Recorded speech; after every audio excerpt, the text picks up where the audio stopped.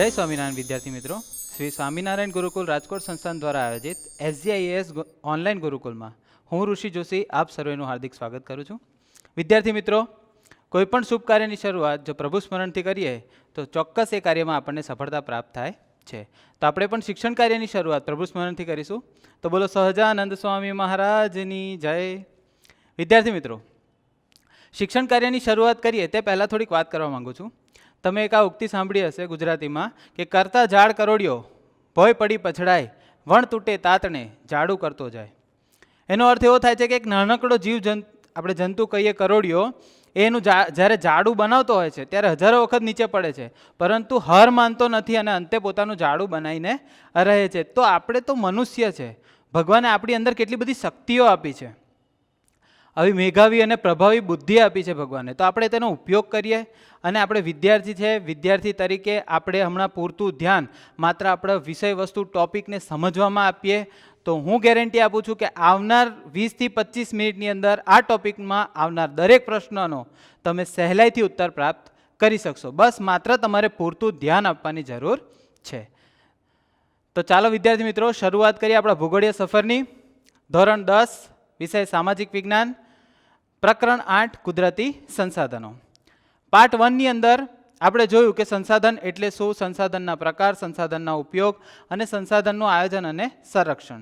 આજે આપણે તેનાથી આગળ સંસાધનના પ્રકારની અંદર આવતું હતું સામાન્ય સુલભ સંસાધન અને તેનો ઉદાહરણ હતું જમીન. આજે આપણે જમીન વિશે પૂરેપૂરી માહિતી પ્રાપ્ત કરીશું. જમીન શબ્દ સાંભળતાની સાથે વિદ્યાર્થીઓના મગજમાં એક પ્રશ્ન આવતો છે, સર જમીન પર તો આપણે રહીએ છીએ, જમીન વિશે બીજું શું જાણવાનું છે, જમીન વિશે તો આપણને ખબર હોય. તો ના, જમીન એ પોતાની અંદર એક વિસ્તૃત માહિતીનો ભંડાર છે. વિદ્યાર્થી મિત્રો, જમીન કઈ કઈ વસ્તુઓથી કઈ કઈ રીતે બને છે તમે જાણતા નથી, તમે માત્ર તેને જોઈ છે, હજુ તેના વિશે પૂરી માહિતી નથી પ્રાપ્ત કરી. પરંતુ આજે આ ટોપિકની અંદર તમને પૂરેપૂરી માહિતી પ્રાપ્ત થશે. એટલે પૂરેપૂરું ધ્યાન આવનાર ટોપિકની અંદર રાખજો. સૌથી પહેલા જમીન શબ્દ સાંભળતાની સાથે આપણા મગજમાં એક વિચાર આવે કે પ્રશ્ન આવવો જોઈએ કે જમીન એટલે શું. પહેલો પ્રશ્ન, જમીન એટલે શું? તો એનો ઉત્તર આપણે આપી શકીએ સામાન્યપણે કે ભૂસપાટીનું ઉપલું પડ. ભૂસપાટી એટલે કે આપણી પૃથ્વીની સપાટીનું ઉપલું પડ જેમાં શું ઉગે છે, વનસ્પતિ ઉગે છે, અથવા તો ભૂસપાટીનું ઉપલું પડ જેમાં ક્ષમતા હોય છે વનસ્પતિનું પોષણ કરવાની, તેને આપણે શું કહીએ છીએ, જમીન કહીએ છીએ. આ જે ઉપલું પડ છે એ અનેકવિધ નાના નાના કણોનું બનેલું હોય છે.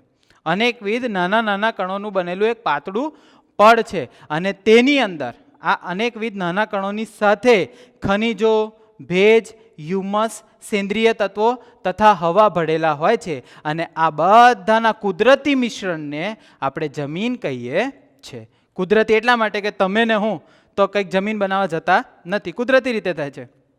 તેથી જમીન એટલે શું એ પ્રશ્નનો ઉત્તર કઈ રીતે આપી શકો છો?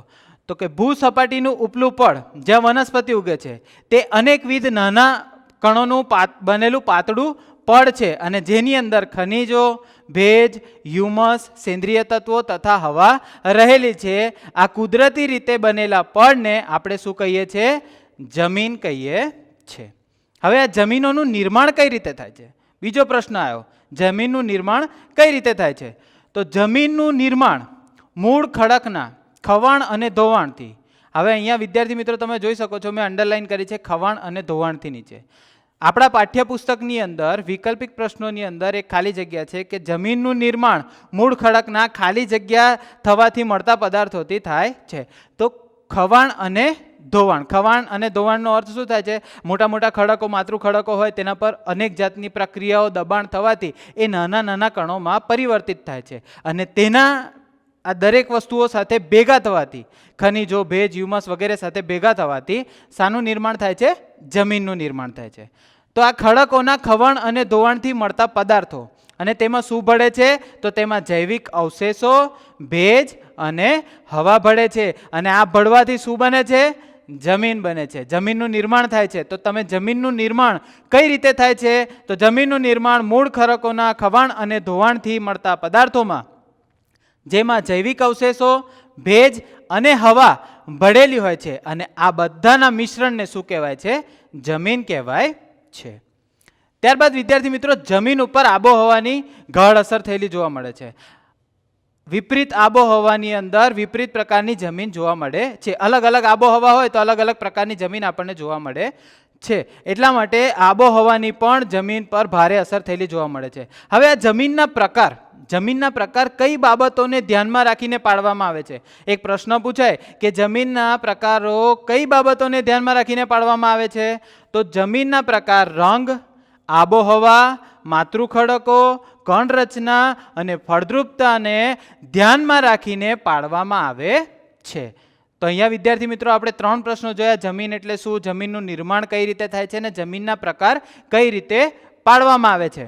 હાલ આપણા ભારતની અંદર જમીનના કુલ 8 પ્રકાર છે. આ પ્રકાર કોણે પાડ્યા? તો ICAR. ફરીથી એકવાર કહું છું, ICAR, જેનું ફૂલ ફોર્મ છે the Indian council of agriculture research, જેને આપણે ગુજરાતીમાં કહીએ ભારતીય કૃષિ સંશોધન પરિષદ.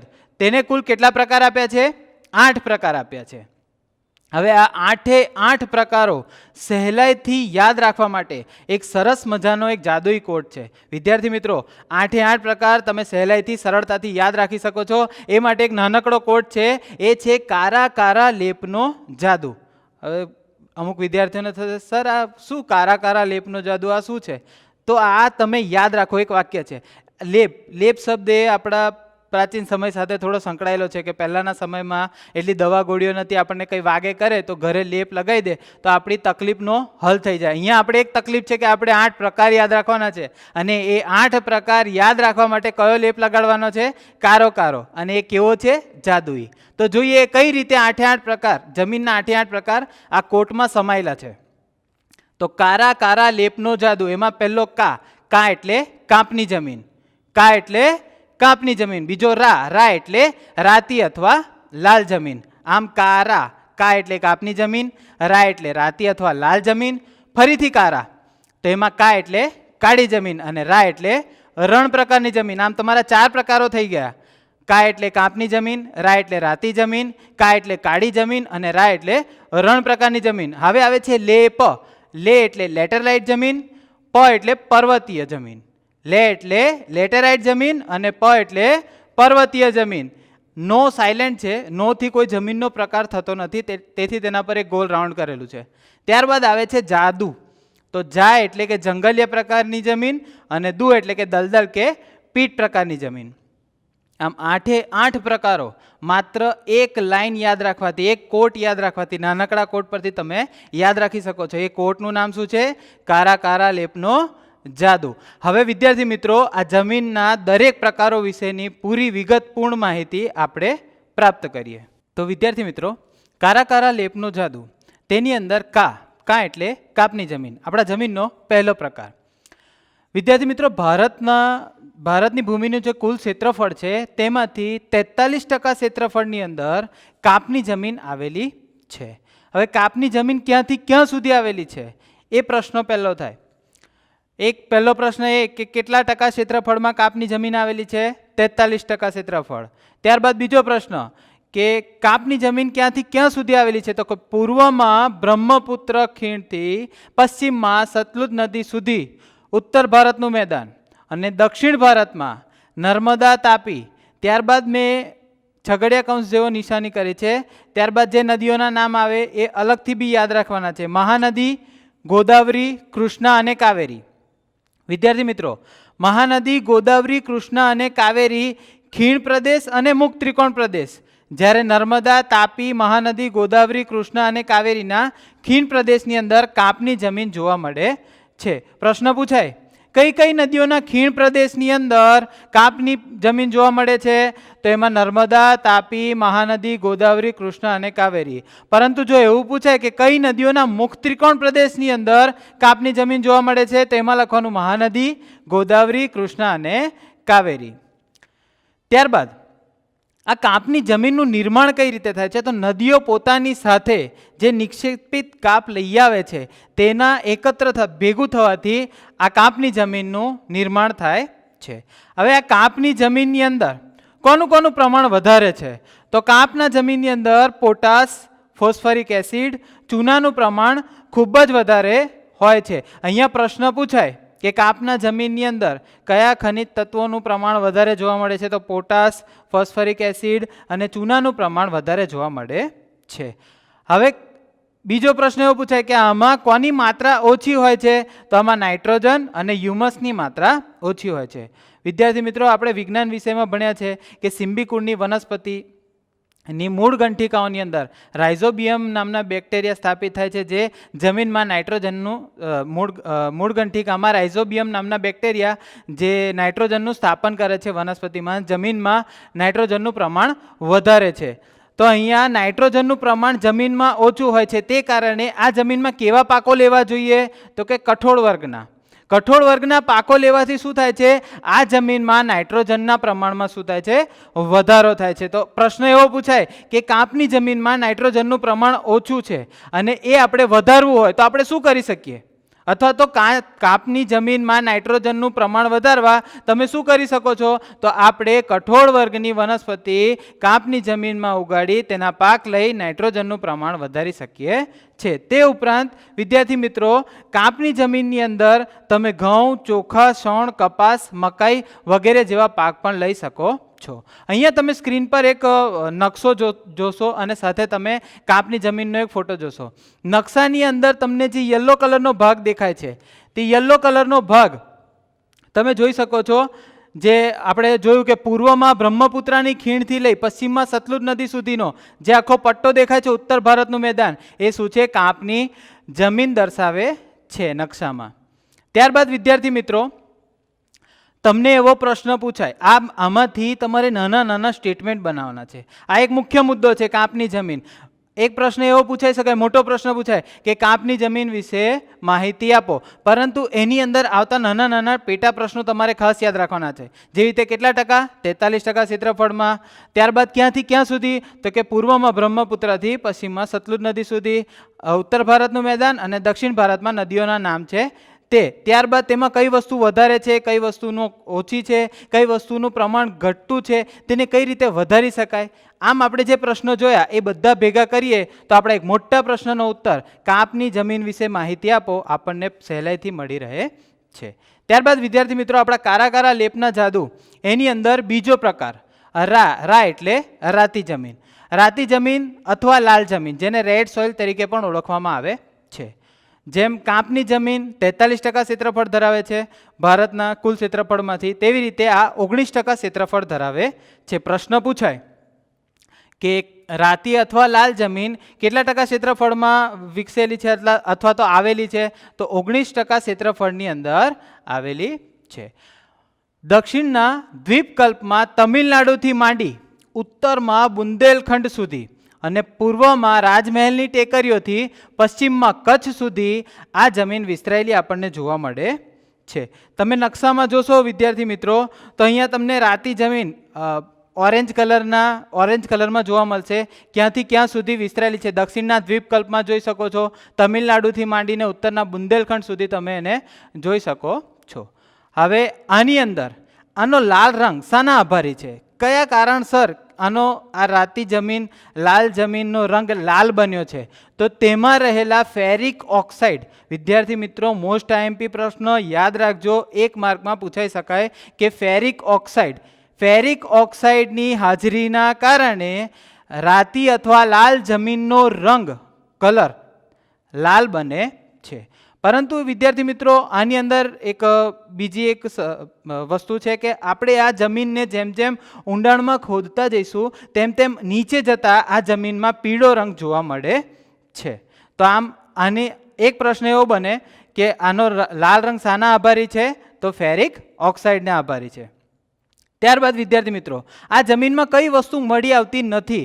તો આમાં ચૂનો, કાંકરા અને કાર્બોનેટ મળી આવતા નથી. તે ઉપરાંત આમાં મેગ્નેશિયમ, ફોસ્ફેટ, નાઇટ્રોજન અને પોટાશની ઉણપ પણ જોવા મળે છે.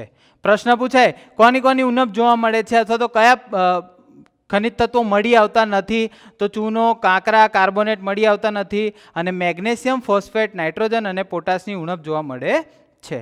ત્યારબાદ એક પ્રશ્ન થાય કે આ જમીનની અંદર કેવા પાકો લઈ શકાય છે? તો આ જમીનની અંદર બાજરી, કપાસ, ઘઉં, જુવાર, અળસી, મગફળી, બટાટા વગેરે જેવા પાકો આપણે લઈ શકીએ છે. તો આમ આપણા કારા કારા લેપનો જાદુ એમાં સૌથી પહેલો કોટ કારા, કારાની અંદર આવનાર કાપની જમીન અને રા એટલે રાતી જમીન, તેના વિશે આપણે માહિતી મેળવી. હવે આપણે બીજા કારા કાળી અને રણ પ્રકારની જમીન વિશે માહિતી મેળવીએ. તો વિદ્યાર્થી મિત્રો, કારા કારા લેપનો જાદુ તેમાં કા એટલે કાપની જમીન, રા એટલે રાતી જમીન. હવે ત્રીજો પ્રકાર આવે છે કા એટલે કાળી જમીન, જેને આપણે બ્લેક સોઇલ તરીકે પણ ઓળખીએ છીએ. વિદ્યાર્થી મિત્રો, ભારતના કુલ ક્ષેત્રફળમાંથી 15% ક્ષેત્રફળ કાળી જમીન ધરાવે છે. પહેલો જ પ્રશ્ન અહીંયા બને, કેટલા ટકા ક્ષેત્રફળ? 15%. બીજું, કાળી જમીનને રેગુર જમીનના નામથી પણ ઓળખવામાં આવે છે. અહીંયા બી એક પ્રશ્ન બને કે કાળી જમીનને બીજા કયા નામથી ઓળખવામાં આવે છે? રેગુર જમીન. તથા એને કપાસની જમીન તરીકે પણ ઓળખવામાં આવે છે. શા માટે આ કાળી જમીનનું નિર્માણ કઈ રીતે થયું, કયા કારણોસર થયું? તો દખણના લાવાના પથરાવથી કાળી જમીનનું નિર્માણ થયું છે. પ્રશ્ન પૂછાય કે કાળી જમીનનું નિર્માણ કઈ રીતે થયું? તો દખણના લાવાના પથરાવના કારણે કાળી જમીનનું નિર્માણ થયું. ત્યારબાદ આ કાળી જમીન મહારાષ્ટ્ર, પશ્ચિમી મધ્યપ્રદેશ, આંધ્રપ્રદેશ અને કર્ણાટકના કેટલાક ભાગમાં, તે ઉપરાંત આપણા ગુજરાતમાં સુરત, ભરૂચ, નર્મદા, વડોદરા, તાપી અને ડાંગ જિલ્લામાં જોવા મળે છે. વિદ્યાર્થી મિત્રો, તમે અહીંયા બોર્ડ ઉપર નકશો જોતા હશો. તેની અંદર તમે જોઈ શકો છો કે મહારાષ્ટ્રના, પશ્ચિમી મધ્યપ્રદેશના, તે ઉપરાંત આંધ્રપ્રદેશ, કર્ણાટકના કેટલાક ભાગોમાં તમને કાળી જમીન જોવા મળે છે. જમીનનું નિર્માણ, લાવાયિક ખડકો અને આબોહવાની ભૂમિકા મહત્વપૂર્ણ છે. આ જમીનના નિર્માણમાં લાવાયિક ખડકો અને આબોહવાની ભૂમિકા મહત્વની છે. તે ઉપરાંત આ જમીનમાં લોહ, ચૂનો, કેલ્શિયમ, પોટાશ, એલ્યુમિનિયમ અને મેગ્નેશિયમ કાર્બોનેટનું પ્રમાણ, યાદ રાખજો, મેગ્નેશિયમ કાર્બોનેટનું પ્રમાણ ખૂબ જ વધુ હોય છે. પ્રશ્ન પૂછાય કે કાળી જમીનમાં કયા કયા ખનિજ તત્વોનું પ્રમાણ સૌથી વધુ હોય છે? તો લોહ, ચૂનો, કેલ્શિયમ, પોટાશ, એલ્યુમિનિયમ અને મેગ્નેશિયમ કાર્બોનેટનું પ્રમાણ સૌથી વધુ હોય છે. તે ઉપરાંત વિદ્યાર્થી મિત્રો, કાળી જમીનની ફળદ્રુપતા ખૂબ જ સારી હોય છે અને કાળી જમીનની અંદર ભેજ સંગ્રહણ શક્તિ પણ વધુ હોય છે. જ્યારે આ ભેજ સુકાય છે ને, ત્યારે આની અંદર આ જમીનમાં ફાટો પડેલી જોવા મળે છે. તમે હમણાં સ્ક્રીન પર જુઓ છો કાળી જમીનનો ફોટો કે જેમાં તમને ફાટો પડેલી દેખાતી હશે. એ ઉપરાંત વિદ્યાર્થી મિત્રો, આ જમીનની અંદર આપણે કપાસ, અળસી, સરસવ, મગફળી, તમાકુ અને અડદ જેવા કઠોળ વર્ગના પાકો પણ લઈ શકીએ છીએ. વિદ્યાર્થી મિત્રો, મોસ્ટ આઈએમપી પ્રશ્ન આવે છે, આ જમીન કપાસ માટે ખૂબ જ અનુકૂળ હોવાથી આ જમીનને આપણે કપાસની જમીન તરીકે પણ ઓળખીએ છીએ. પ્રશ્ન એવો પૂછાય કે કાળી જમીનને બીજા કયા કયા નામે ઓળખવામાં આવે છે? તો એક આપણે આગળ જોયું રેગુર જમીન અને બીજું છે કપાસની જમીન. તો આમ નાના નાના સ્ટેટમેન્ટ બનાવવાના છે તમારે. એક કે 15% ક્ષેત્રફળમાં, ભારતના કુલ ક્ષેત્રફળના 15% ક્ષેત્રફળમાં કાળી જમીન છે. દખણના લાવાના પથરાવથી તેનો ઉદ્ભવ થયો છે. મહારાષ્ટ્ર, પશ્ચિમ મધ્યપ્રદેશ, આંધ્રપ્રદેશ, કર્ણાટકના કેટલા ભાગમાં, પછી ગુજરાતમાં સુરત, ભરૂચ, નર્મદા, વડોદરા, તાપી. તે પછી એ જમીનના નિર્માણમાં કોની ભૂમિકા સૌથી અગત્યની છે, તથા તે ઉપરાંત તેમાં કઈ કઈ વસ્તુઓ સૌથી વધારે રહેલી છે, એની ફળદ્રુપતા કેવી છે, ભેજ સંગ્રહણ શક્તિ સારી છે, ભેજ સુકાવાથી શું થાય છે? તેમાં ફાટો પડે છે. અને કયા પાકને? કપાસના પાકને સવિશેષ અનુકૂળ હોવાથી તેને કપાસની જમીન કહી શકાય છે. તો આમ નાના નાના સ્ટેટમેન્ટોથી તમે એક મોટો પ્રશ્ન કે કાળી જમીન વિશે માહિતી આપો, ટૂંકમાં માહિતી આપો અથવા તો ટૂંકનો કાળી જમીન, તો એની અંદર તમે આ નાના નાના પ્રશ્નો ભેગા કરી એક મોટા પ્રશ્નનો ઉત્તર આપી શકો છો. ત્યારબાદ વિદ્યાર્થી મિત્રો, આપણા કારા તેમાં કાપની જમીન, રાતી જમીન, કાળી જમીનને હવે ફરી એટલે કે રણ પ્રકારની જમીન, જેને આપણે ડેઝર્ટ સોઇલ પણ કહીશું.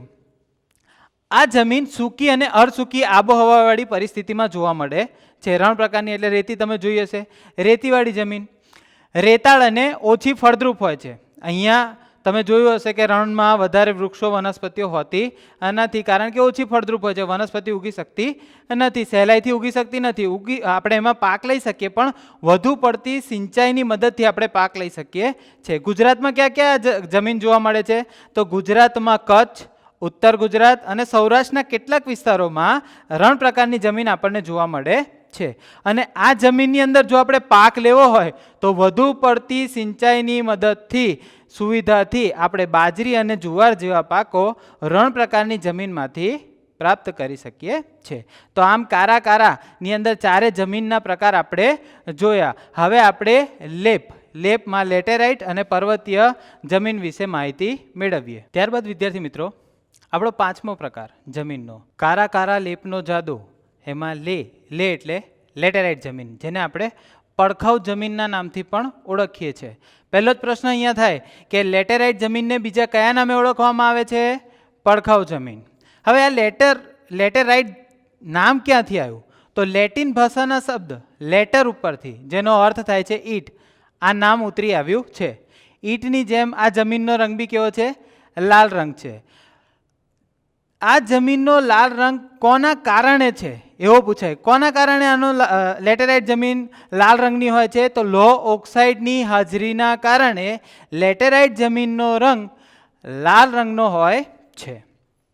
આની અંદર એક ખાસિયત છે વિદ્યાર્થી મિત્રો, લેટેરાઇટ જમીન જ્યારે ભીની થાય ને ત્યારે માખણ જેવી મુલાયમ થાય છે, અને જ્યારે સુકાઈ જાય ત્યારે એકદમ સખત કઠણ બની જાય છે. તો પ્રશ્ન એવો પૂછાય કે લેટેરાઇટ જમીનમાં એવી કઈ વિશેષતા રહેલી છે? તો કે જ્યારે ભીની થાય ત્યારે તે માખણ જેવી મુલાયમ થાય છે, અને જ્યારે સુકાઈ જાય ત્યારે કેવી થાય છે? કઠણ અને સખત બની જાય છે. ત્યારબાદ વિદ્યાર્થી મિત્રો, સૂકી અને ભેજવાળી આબોહવાના પરિવર્તનથી અને સિલિકામય પદાર્થોના નિવારણથી આ લેટેરાઇટ જમીનનું નિર્માણ થયું છે. પ્રશ્ન અહીંયા પૂછાય કે લેટેરાઇટ જમીનનું નિર્માણ કઈ રીતે થાય છે? તો સૂકી અને ભેજવાળી આબોહવાના પરિવર્તનથી અને સિલિકામય પદાર્થોના નિર્માણથી લેટેરાઇટ જમીનનું નિર્માણ થાય છે. દ્વીપકલ્પીય ઉચ્ચ પ્રદેશના ઊંચાણવાળા ભાગોમાં આપણને લેટેરાઇટ જમીન જોવા મળે છે. તમે જે નકશો જોતા હશો આપણા સ્ક્રીન ઉપર, તેની અંદર ગ્રીન રંગમાં લેટેરાઇટ જમીન જો તમને દેખાતી હશે, નાના ભાગોમાં ગ્રીન રંગમાં લેટેરાઇટ જમીન આવેલી જોવા મળે છે. ત્યારબાદ તેમાં કોનું પ્રમાણ વધુ હોય છે? પ્રશ્ન પૂછાય લેટેરાઇટ જમીનમાં કયા ખનિજ તત્વોનું પ્રમાણ વધુ હોય છે? તો લોહ તત્વ, પોટાશ, એલ્યુમિનિયમનું પ્રમાણ વધુ હોય છે. અને લેટેરાઇટ જમીનની અંદર કયા પાકો મેળવી શકાય છે? એક વસ્તુ બીજી યાદ રાખજો કે ઓછી ફળદ્રુપતા ધરાવતી જમીન છે, એની ફળદ્રુપતા કેવી છે? ઓછી છે. કાળી જમીનની તો કેવી હતી? સૌથી વધુ હતી. આની કેવી છે? ઓછી છે. આ ઓછી ફળદ્રુપતા ધરાવતી જમીન છે, જેથી તેમાં ખાતરો નાખીને, શું કરીને? ખાતરો નાખીને કપાસ, ડાંગર, રાગી, શેરડી, ચા, કોફી, કાજુ વગેરે જેવા પાકો મેળવી શકાય છે. તો આમ લેટેરાઇટ જમીન વિશે તમે માહિતી આપો એવો પ્રશ્ન તમને પૂછાય તો તેમાં તમે આ રીતે તેનો ઉત્તર સહેલાઈથી લખી શકો છો. માત્ર તમને નાના સ્ટેટમેન્ટમાં દરેક વસ્તુઓ યાદ રાખવાની છે. ખાસ કરીને મોસ્ટ આઈએમપી લેટિન ભાષાના લેટર શબ્દ, જેને ઈંટ કહેવાય છે, લેટર એટલે ઈંટ, એના પરથી લેટેરાઇટ જમીન નામ ઉતરી આવ્યું છે. અને બીજું કે એને પડખાઉ જમીન, યાદ રાખજો, પડખાઉ જમીન તરીકે પણ ઓળખવામાં આવે છે. ત્યારબાદ વિદ્યાર્થી મિત્રો, આપણા લેપનો પ એટલે પર્વતીય, માઉન્ટેન સોઇલ, જેને કે પર્વતીય જમીન. આ પર્વતીય જમીન, હવે એના નામ પરથી જ આપણને ખ્યાલ આવે કે પર્વતીય જમીન ક્યાં હોય? પર્વત પર. તો હિમાલયની ખીણો તથા ઢોળાવના ક્ષેત્રોમાં 2700 મીટરથી 3000 મીટરની ઊંચાઈ પર, 2700 મીટરથી 3000 મીટરની ઊંચાઈ પર આ પર્વતીય જમીન આવેલી છે. હવે આ પર્વતીય જમીનનું સ્તર કેવું છે? તો આ પર્વતીય જમીનનું સ્તર અપરિપક્વ છે, પાતળું છે. અસમ, દાર્જિલિંગ, ઉત્તરાખંડ, હિમાચલ પ્રદેશ, કાશ્મીરના અલગ ભાગોની અંદર આ પર્વતીય જમીન તમને જોવા મળે છે. તે ઉપરાંત તે જમીન પર કેવા વૃક્ષો જોવા મળે? તો દેવદાર, ચીડ અને પાઇન વૃક્ષોના વિસ્તારમાં આ જમીન જોવા મળે છે. તો વિદ્યાર્થી મિત્રો, પર્વતીય જમીનની અંદર તમારે ખાસ યાદ રાખવાનું છે કે 2700 મીટરથી 3000 મીટરની ઊંચાઈ પર આ જમીન જોવા મળે છે. અને ક્યાં? તો કે હિમાલયની ખીણો તથા ઢોળાવના ક્ષેત્રોમાં. અહીંયા તમે આપણા નકશાની અંદર જો ઉપરના ભાગમાં જમ્મુ કાશ્મીરનો ભાગ છે, ઉત્તરાખંડનો ભાગ છે, ત્યાં તમને બ્રાઉન રંગમાં પર્વતીય જમીન દેખાતી હશે. ઓકે, આમ કારા કારા લેપ, લેપ પછી આવે છે છેલ્લો આપણો જાદુ. આપણા 6 પ્રકાર જમીનના થઈ ગયા છે. કાપની જમીન, રાતી અથવા લાલ જમીન, કાળી જમીન, રણ પ્રકારની જમીન, લેટેરાઇટ જમીન, પર્વતીય જમીન ને ત્યારબાદ આવે છે જા એટલે જંગલીય જમીન. તો જંગલ પ્રકારની જમીન એ શંકુદ્રુમ જંગલોની અંદર 3000 મીટરથી 3100 મીટર, યાદ રાખજો 3000 મીટરથી 3100 મીટરની વચ્ચે સહ્યાદ્રી, પૂર્વઘાટ અને મધ્ય હિમાલયના તરાઈના ક્ષેત્રોમાં પણ જંગલ પ્રકારની જમીન જોવા મળે છે. હવે આ જંગલ પ્રકારની જમીનની વિશેષતા શું છે? તો કે આનો જે પૃષ્ઠભાગ છે, જમીનની સપાટીનો ભાગ છે, તે વૃક્ષોના ખરેલા પાંદડાથી આની ભૂસપાટી ઢંકાયેલી હોય છે અને એનો ઉપરનો ભાગ કેવો હોય છે? કાળા રંગનો હોય છે. પરંતુ જેમ જેમ એને તળ સુધી ખોદવામાં આવે તો તેનો રંગ ભૂરો કે લાલ રંગનો થાય છે. આમ ઉપરની સપાટી કયા રંગની હોય છે? તો કે કાળા રંગની. પરંતુ જેમ જેમ નીચે તળમાં ખોદતા જઈએ તેમ તેમ કયો રંગ હોય છે? ભૂરો કે લાલ રંગ. આ ઉપરાંત આ જમીનમાં ચા, કોફી, તેજાના, ઘઉં, મકાઈ, જવ, ડાંગર વગેરે જેવા પાકો મેળવી શકાય છે. અને એક વસ્તુ છે કે આ જમીન અત્યંત મર્યાદિત ક્ષેત્ર ધરાવે છે, કારણ કે આટલી ઊંચાઈ ધરાવતો વિસ્તાર 3000થી 3100 મીટરની ઊંચાઈ ધરાવતા વિસ્તારમાં તમને આ જંગલીય પ્રકારની જમીન જોવા મળે છે. તો વિદ્યાર્થી મિત્રો, આપણા જાદુમાં છેલ્લો પ્રકાર દ એટલે કે દલદલીય કે પીટ પ્રકારની જમીન. આ જમીન ભેજવાળા વિસ્તારમાં જૈવિક સંચયથી વિકસે છે. પ્રશ્ન પૂછાય કે દલદલ કે પીટ પ્રકારની જમીનનો વિકાસ કઈ રીતે થાય છે? તો કે ભેજવાળા વિસ્તારમાં જૈવિક સંચયથી આ જમીન વિકસે છે. વર્ષા ઋતુ દરમિયાન એક વિશેષતા છે આ જમીનની કે વર્ષા ઋતુ દરમિયાન આ જમીન પૂરેપૂરી પાણીમાં ડૂબેલી રહે છે. વર્ષા ઋતુ દરમિયાન શું હોય છે વિદ્યાર્થી મિત્રો? આ જમીન પૂરેપૂરી પાણીમાં ડૂબેલી રહે છે અને જેમ જેમ પાણી ઓસરતા જાય, વર્ષા ઋતુનો સમયગાળો જાય અને પાણી ઓસરતો જાય તો આમાં શાની ખેતી કરવામાં આવે છે? ડાંગરની ખેતી કરવામાં આવે છે. પ્રશ્ન પૂછાય કે વર્ષા ઋતુ દરમિયાન સંપૂર્ણ પાણીમાં ડૂબેલી દલદલીય કે પીટ પ્રકારની જમીનમાં પાણી ઓસરતા કયા પાકની ખેતી કરવામાં આવે છે? તો ડાંગરની ખેતી કરવામાં આવે છે. ત્યારબાદ જૈવિક પદાર્થો અને ક્ષારોની બહુલતા, એટલે કે આમાં વધારે પ્રમાણમાં જૈવિક પદાર્થો અને ક્ષારો જોવા મળે છે તથા ફોસ્ફેટ અને પોટાશની અલ્પતા, એટલે કે ફોસ્ફેટ અને પોટાશ અલ્પ પ્રમાણમાં જોવા મળે છે. અહીંયા પ્રશ્ન પૂછાય કે દલદલીય કે પીટ પ્રકારની જમીનની અંદર કયા પદાર્થની બહુલતા અને કયા પદાર્થની અલ્પતા જોવા મળે છે? તો જૈવિક પદાર્થો અને ક્ષારોની બહુલતા અને ફોસ્ફેટ તથા પોટાશની અલ્પતા જોવા મળે છે. હવે આ જમીન ક્યાં ક્યાં જોવા મળે છે, ક્યાં ક્યાં પ્રાપ્ત થાય છે? તો ઓડિશા, પશ્ચિમ બંગાળ, તમિલનાડુના કિનારા ભાગોમાં, ઉત્તર બિહારનો મધ્ય ભાગ અને ઉત્તરાખંડના અલ્મોડા જિલ્લામાં આ જમીન જોવા મળે છે. આ જમીનનો વ્યાપ ખૂબ જ મર્યાદિત છે.